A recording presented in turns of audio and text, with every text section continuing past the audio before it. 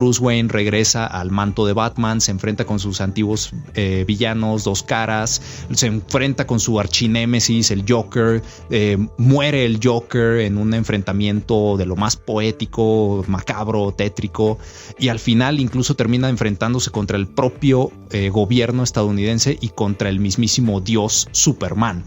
Es decir, vas viendo ese proceso de escalamiento. Ves cómo va escalando el problema cada vez más hasta que Batman se convierte en un ícono que va más allá del ser humano. Se convierte en un símbolo, como lo mismo, como lo que es mismo Superman. O sea, Superman también es un símbolo de que, de hecho, ya todos saben que pues es como el símbolo ya también gringo. Así como el Capitán América y otros personajes, así también es Batman. Y bueno, hacen bien su trabajo los guionistas en hacer en recrear este personaje de esa manera. Entonces, pues sí, la verdad es muy padre, es muy bueno. Año 1, a diferencia de Dark Knight Returns, nos cuenta su origen y cómo va teniendo sus errores. Les decía, el cómic se divide en cuatro capítulos. El primero tenemos una pequeña presentación de personajes, una línea de cómo es que cada uno tiene sus motivaciones, en la que Bruce Wayne es joven, tiene 25 años, se fue a recorrer el mundo para aprender muchas cosas, para descubrir muchas cosas, y me gusta porque no te ahonda más.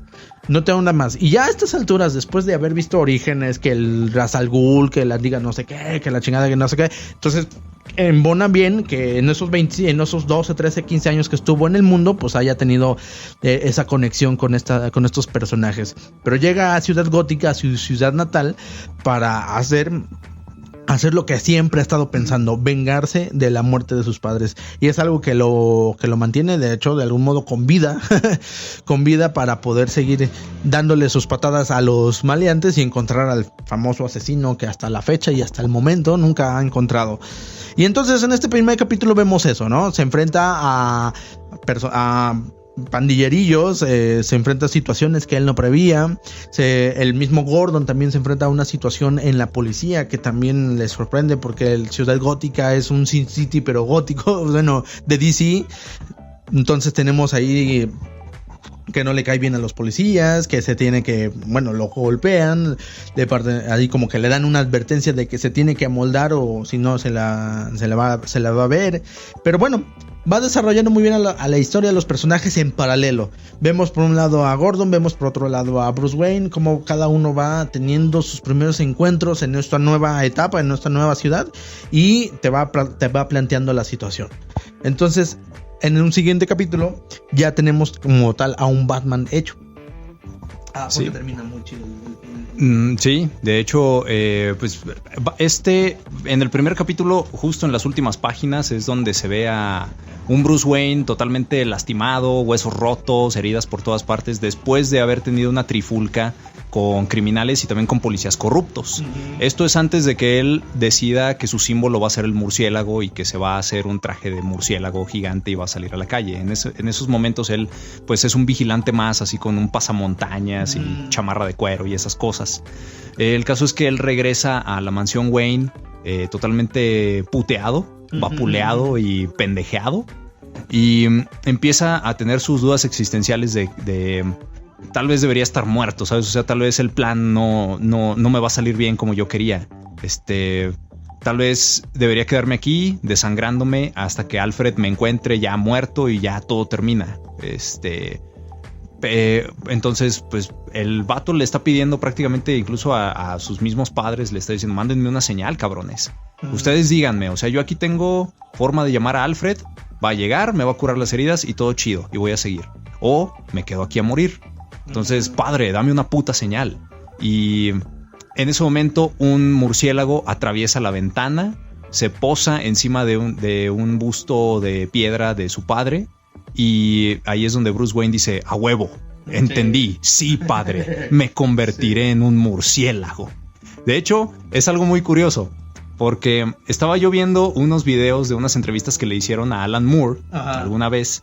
Y Alan Moore en este momento también estaba en DC, trabajando para DC. Pero el caso es que no recuerdo exactamente de qué iba la entrevista original, Pero en uno de esos momentos él empieza a contar una historia de que él antes de entrar a trabajar para DC Comics o incluso cualquiera de las compañías grandes de cómics, él estaba haciendo una pequeña historieta acerca de un personaje que era una especie como de vagabundo.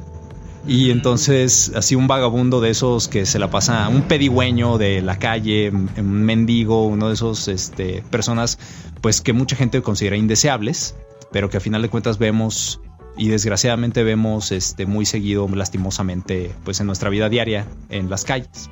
El caso es que Alan Moore estaba escribiendo así un pequeño cartón, una tira cómica acerca de un personaje que es un vagabundo, y decía los orígenes del hombre vagabundo.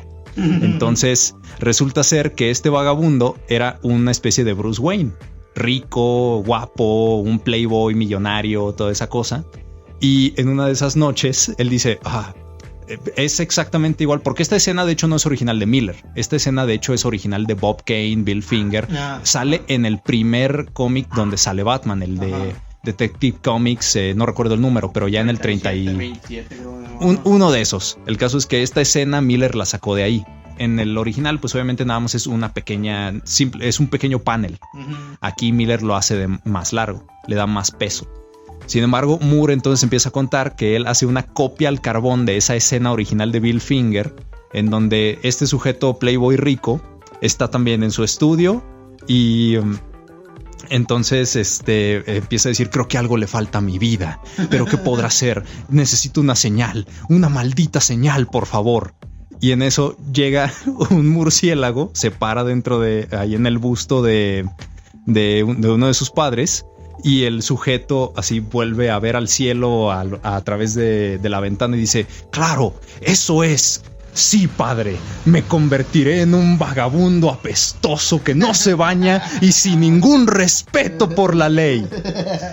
Entonces, el caso es que esta historia me pareció muy, muy chistosa porque Moore ahí estaba diciendo, bueno, es que a mí me parece que una persona con la especie de trauma extraño fetiche que tiene Bruce Wayne, o sea, ser un vigilante que todas las noches se dedica nada más a golpear el crimen y que única y exclusivamente vive para eso y es toda su razón de ser. O sea, en pocas palabras, es un niño que no superó su trauma. Dice Moore, a mí me pareció que era algo totalmente ridículo. Porque, vamos, si este sujeto se la pasa todas las noches golpeando y siendo golpeado por criminales y siendo vapuleado y baleado y quemado y herido y todo eso, seguramente el güey ha de estar bien culero. Ha de tener cicatrices por todas partes, la pinche nariz chueca, los ojos ya todos hinchados, o sea, prácticamente como quedó Stallone. Sí, ya todo jodido, es culero, no se ha de bañar. ¿Por qué? Porque no tiene ningún sentido de la decencia, no tiene familia, no tiene esposa, no tiene a quien caerle bien. Todo ese tipo de cosas, seguramente todo su dinero lo ha derrochado. Seguramente está viviendo ahorita mismo en la calle. En pocas palabras, es uno de esos pinches loquitos que ves en cualquier parte del mundo. Y ahí dices, mira, ahí es donde Moore dice, eso sería un tratamiento realista para un personaje como este. Bueno, sí. O sea, ese sí sería un tratamiento totalmente realista. Ajá. Y es ahí también a donde voy a lo mismo, de que estos personajes no son realistas. Estos personajes más bien se toman en serio. Es algo muy, muy diferente. Pero bueno, volviendo al caso, sí, es una escena icónica. Miller prácticamente fue el que la trajo para el nuevo milenio. Sí. Es una escena muy poderosa en el contexto de... Incluso hasta yo diría que es muy... tiene algo muy shakespeariano. Porque es De hecho, a mí, por ejemplo, me recordó mucho al Cuervo. También cómo llega y cómo le impacta al personaje de el personaje del poema de Edgar Allan Poe, o sea, cómo le impacta el cuervo. Entonces también llega y se posa en un busto y ahí queda, y entonces te genera ese impacto. Aquí él dice, esta es mi señal y me voy a convertir en murciélago porque a mí me aterran los murciélagos, y bueno, en fin, ¿no? O sea, y cualquier otro argumento puede suceder ahí. Sí, está muy buena la escena, de hecho sí es muy memorable. La verdad está muy padre cómo entra el pinche murciélago, y de momento me gusta porque sí te hace pensar que es gigante, es enorme, así como que... Pero eso es desde la perspectiva del espectador, desde la perspectiva de la persona que tiene terror, tiene miedo. Y ya lo ves parado en el busto y no es tan grande, o sea, es un murciélago al final de cuentas. Y eso es, a final de cuentas, como Bruce Wayne decide, sí, va a ser un murciélago. En el siguiente capítulo de esta misma miniserie ya vemos a un Bruce Wayne con su batitraje, sí, que de hecho creo yo completamente que es un homenaje al traje de los 60s, de los primeros trajes, porque es idéntico, es igualito, y hasta el diseño del mismo de la capucha es hasta muy parecido. Tienen tintes hasta cómicos, se me hace. Se ve incluso que este traje está hecho de tela. Ajá. O sea, la forma en la que Mazzucchelli dibuja es el traje, sobre todo. Sí ves que, o sea, que este fue realmente pues la primera chingadera que se encontró este cabrón, ¿sabes? Ajá, o sea, eran unos mayones grises, una pinche playerita también gris. Ajá. O sea, este es un Batman los calzones de fuera.